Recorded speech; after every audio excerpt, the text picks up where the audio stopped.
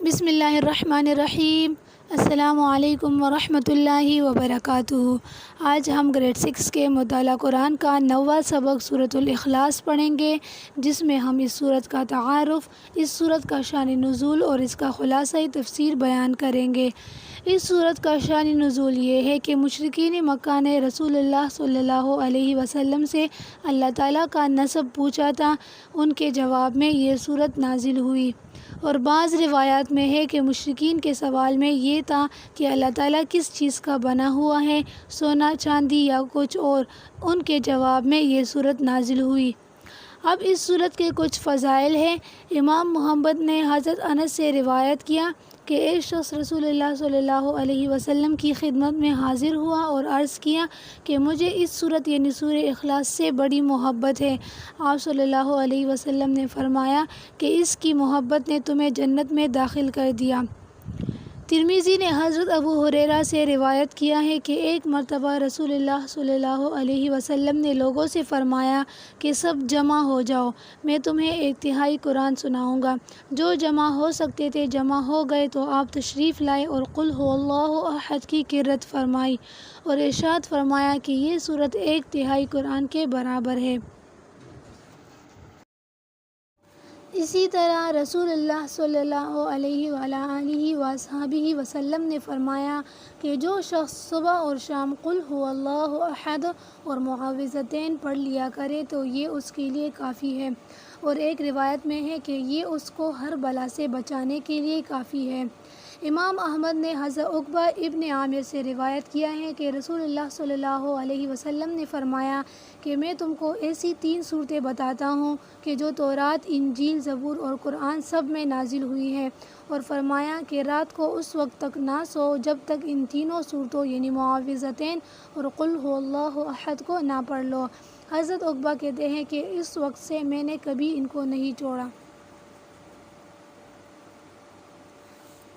قل هو اللہ احد لفظ قل میں اشارہ ہے رسول اللہ صلی اللہ علیہ وسلم کی نبوت اور رسالت کی طرف کہ ان کو اللہ تعالیٰ کی طرف سے لوگوں کی ہدایت کا حکم ہو رہا ہے، اور لفظ اللہ اس ذات کا نام ہے جو واجب الوجود ہے اور تمام کمالات کا جامع اور تمام نقائص سے پاک ہے۔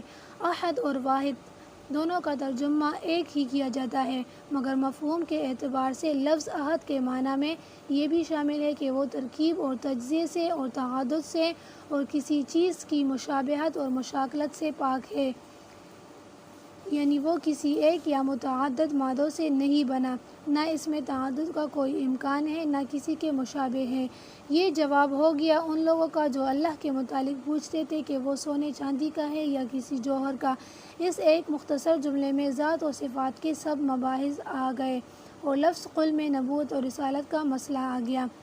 اللہ الصمد، صمد کے معنی ہے کہ جس کی طرف لوگ اپنی حاجات اور ضروریات میں رجوع کریں، اور جو بڑائی اور سرداری میں ایسا ہو کہ اس سے کوئی بڑا نہیں، یعنی سب اس کے محتاج ہو اور وہ کسی کا محتاج نہ ہو۔ لم یلد ولم یولد، یہ ان لوگوں کا جواب ہے جنہوں نے اللہ تعالیٰ کے نسب نامے کا سوال کیا تھا کہ اس کو مخلوق پر قیاس نہیں کیا جا سکتا، جو توالد اور تناسل کے ذریعے وجود میں آتی ہے، نہ وہ کسی کی اولاد ہے نہ کوئی اس کی اولاد ہے۔ وَلَمْ يَكُنْ لَهُ كُفُوًا أَحَدٌ، کفو کے لفظی معنی ہے مثل اور مماثل، معنی ہے کہ نہ کوئی اس کا مثل ہے نہ کوئی اس سے مشاکلت اور مشابہت رکھتا ہے۔ سورہ اخلاص میں مکمل توحید اور ہر طرح کے شرک کی نفی ہے۔ اللہ کے ساتھ کسی کو شریک سمجھنے والے منکرین توحید کی دنیا میں مختلف اقسام ہوئی ہے۔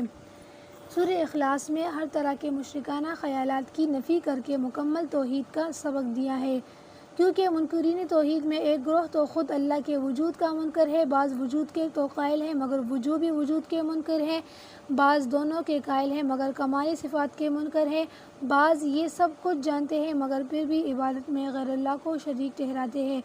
ان سب کے خیالات باطلہ اللہ احد میں ہو گیا۔ بعض لوگ عبادت میں بھی کسی کو شریک نہیں کرتے مگر حاجت روا اور کارساز اللہ کے سوا دوسروں کو بھی سمجھتے ہیں، ان کے خیال کا ابطال لفظ صمد میں ہو گیا۔ بعض لوگ اللہ کے لیے اولاد کے قائل ہیں، ان کا رد لم یلد میں ہو گیا۔ یہ تھی سورہ اخلاص کی تفسیر، اور اس گفتگو کے بعد اللہ سے دعا ہے کہ وہ ہمیں اپنی وحدانیت کو سمجھنے اور اس پر عمل کرنے کی توفیق عطا فرمائے۔ اگر آپ کو یہ ویڈیو پسند آئی ہو تو اسے لائک کریں، شیئر کریں اور چینل کو سبسکرائب ضرور کریں تاکہ آپ ہماری مزید ویڈیوز دیکھ سکیں۔